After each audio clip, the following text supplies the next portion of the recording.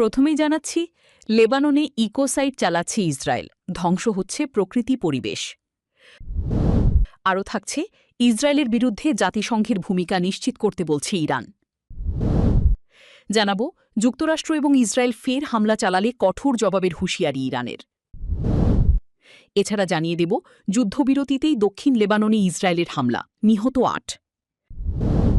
সর্বশেষ আপডেট, অবরোধ চালিয়ে যাওয়ার প্রস্তুতি নিতে বললেন ট্রাম্প। এই ছিল আজকের সর্বশেষ আলোচিত প্রধান শিরোনাম। এবার আসছি বিস্তারিত সংবাদের পর্দা উন্মোচনে। তার আগে দর্শকদের কাছে বিশেষ অনুরোধ, সর্বশেষ ব্রেকিং আপডেট সবার আগে পেতে এখনই ভিডিওতে লাইক দিন, চ্যানেলটি সাবস্ক্রাইব করে আমাদের সাথেই থাকুন। আর কমেন্ট বক্সে জানিয়ে দিন আপনি কোন প্রান্ত, কোন শহর এবং কোন দেশ থেকে আমাদের এই ব্রেকিং সংবাদ দেখছেন। লেবাননে ইকোসাইট চালাচ্ছে ইসরায়েল, ধ্বংস হচ্ছে প্রকৃতি পরিবেশ। লেবাননের দক্ষিণাঞ্চলে ইসরায়েলি সামরিক অভিযানে ব্যাপক পরিবেশগত ক্ষতি হয়েছে বলে অভিযোগ তুলেছেন দেশটির পরিবেশমন্ত্রী তামারা এল জেইন।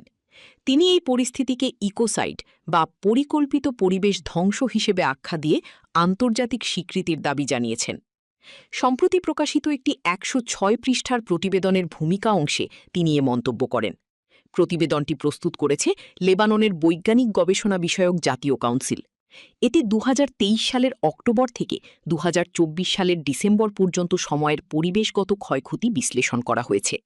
প্রতিবেদনে বলা হয়েছে, ইসরায়েলি সামরিক অভিযানে লেবাননের দক্ষিণাঞ্চলের বনভূমি, কৃষিজমি ও সামুদ্রিক বাস্তুতন্ত্র ব্যাপকভাবে ক্ষতিগ্রস্ত হয়েছে। বিশেষ করে প্রাণীর আবাসস্থল ধ্বংস, ভূমিক্ষয় এবং স্থানীয় জলবায়ুর ভারসাম্য নষ্ট হওয়ার মতো দীর্ঘমেয়াদী প্রভাব দেখা গেছে। সরকারি হিসাবে উল্লেখ করা হয়েছে, প্রায় ৫,০০০ হেক্টরের বেশি বনভূমি ক্ষতিগ্রস্ত হয়েছে। পাশাপাশি জলপাই ও লেবু জাতীয় ফসলসহ হাজার হাজার হেক্টর কৃষিজমি ধ্বংস হয়েছে। কৃষি ও মৎস্য খাতে সরাসরি আর্থিক ক্ষতির পাশাপাশি উৎপাদন কমে যাওয়ায় আরও বড় অর্থনৈতিক ক্ষতি হয়েছে বলে প্রতিবেদনে বলা হয়। প্রতিবেদনে আরও উল্লেখ করা হয়েছে, মাটিতে ফসফরাস সহ বিভিন্ন রাসায়নিক দূষণের মাত্রা বেড়ে গেছে, যা পরিবেশের জন্য দীর্ঘমেয়াদী ঝুঁকি তৈরি করছে। একই সঙ্গে বায়ু দূষণের কারণে ক্ষতিকর কণা ও বিষাক্ত যৌগ ছড়িয়ে পড়েছে, যা জনস্বাস্থ্যের জন্য উদ্বেগের কারণ হয়ে উঠেছে। লেবাননের পরিবেশমন্ত্রী তামারা এল জেইন বলেন, বনভূমি, কৃষি। ইসরায়েলের বিরুদ্ধে জাতিসংঘের ভূমিকা নিশ্চিত করতে বলছে ইরান। লেবাননে কার্যকর থাকা যুদ্ধবিরতি পূর্ণাঙ্গভাবে মেনে চলতে ইসরায়েলকে বাধ্য করার লক্ষ্যে জাতিসংঘের নিরাপত্তা পরিষদকে নির্ধারক ভূমিকা পালনের আহ্বান জানিয়েছে ইরান। জাতিসংঘে নিযুক্ত ইরানের স্থায়ী প্রতিনিধি আমির সাঈদ ইরাওয়ানি এক বিবৃতিতে বলেছেন, ইসরায়েল যেন অবিলম্বে বেসামরিক নাগরিক ও অবকাঠামোর ওপর সব ধরনের হামলা বন্ধ করে এবং লেবাননের ভূখণ্ড থেকে তাদের সমস্ত দখলদার বাহিনী প্রত্যাহার করে নেয়, সেটি নিশ্চিত করার দায়িত্ব এখন নিরাপত্তা পরিষদের। তিনি মনে করেন, আন্তর্জাতিক সম্প্রদায়ের নিষ্ক্রিয়তার সুযোগ নিয়ে ইসরায়েল বারবার যুদ্ধবিরতির শর্ত লঙ্ঘন করছে, যা ওই অঞ্চলের শান্তি প্রক্রিয়ার জন্য এক বিরাট হুমকি।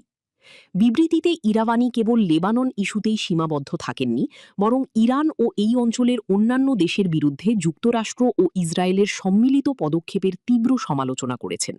তিনি গাজা উপত্যকা, অধিকৃত পশ্চিম তীর এবং গোলান মালভূমিতে ইসরায়েলি সামরিক অভিযানকে আন্তর্জাতিক আইনের চরম লঙ্ঘন হিসেবে বর্ণনা করেছেন।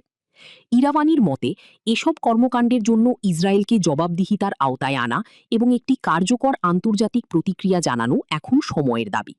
তিনি অভিযোগ করেন, ইসরায়েল সুপরিকল্পিতভাবে আঞ্চলিক অস্থিরতা জিইয়ে রাখছে, যাতে তাদের রাজনৈতিক ও সামরিক লক্ষ্য অর্জন করা সহজ হয়।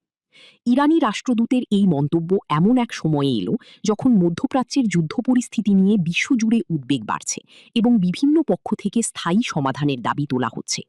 তেহরান মনে করে যে যুক্তরাষ্ট্র এবং ইসরায়েল ফের হামলা চালালে কঠোর জবাবের হুঁশিয়ারি ইরানের। শত্রুপক্ষ কোনো পদক্ষেপ নিলে রণক্ষেত্রে কঠিন জবাব পাবে বলে জানিয়েছে ইরানের সেনাবাহিনী। যুক্তরাষ্ট্র ও ইসরায়েলের সঙ্গে যুদ্ধ শেষ হয়ে গেছে বলে মনে করছেন না তারা। মঙ্গলবার ২৮ এপ্রিল ইরানের সেনাবাহিনীর মুখপাত্র মোহাম্মদ আকরামিনিয়া এই হুঁশিয়ারি দিয়েছেন। খবর ফার্স নিউজের। তিনি বলেন, যুক্তরাষ্ট্র এবং ইসরায়েল যদি আবারও হামলা চালায় এবং ইরানের নিরাপত্তাকে বিঘ্নিত করে, তবে তারা নিশ্চিতভাবেই আগের চেয়ে আরও কঠোর জবাবের মুখোমুখি হবে। তিনি আরও বলেন, আমরা যুদ্ধ শেষ হয়ে গেছে বলে মনে করি না। আমাদের বর্তমান পরিস্থিতি এখনও যুদ্ধকালীন হিসেবেই বিবেচিত।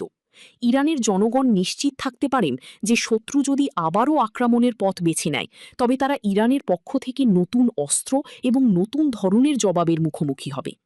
মোহাম্মদ আকরামিনিয়া বলেন, আমরা আমাদের লক্ষ্যবস্তুর তালিকা হালনাগাদ করেছি।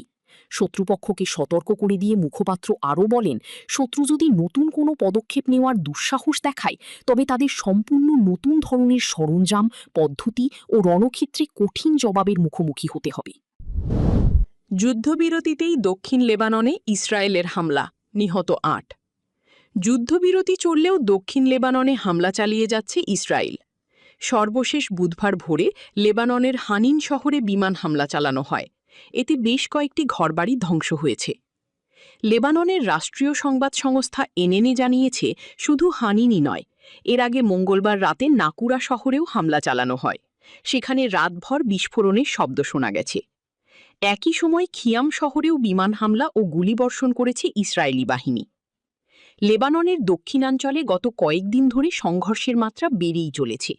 সীমান্ত এলাকায় পাল্টাপাল্টি হামলার কারণে পরিস্থিতি আরও উত্তপ্ত হয়ে উঠেছে। এদিকে সিএনএন জানিয়েছে, যুদ্ধবিরতি উপেক্ষা করে মঙ্গলবার দক্ষিণ লেবাননের বিভিন্ন স্থানে চালানো ইসরায়েলি হামলায় অন্তত ৮ জন নিহত হয়েছেন।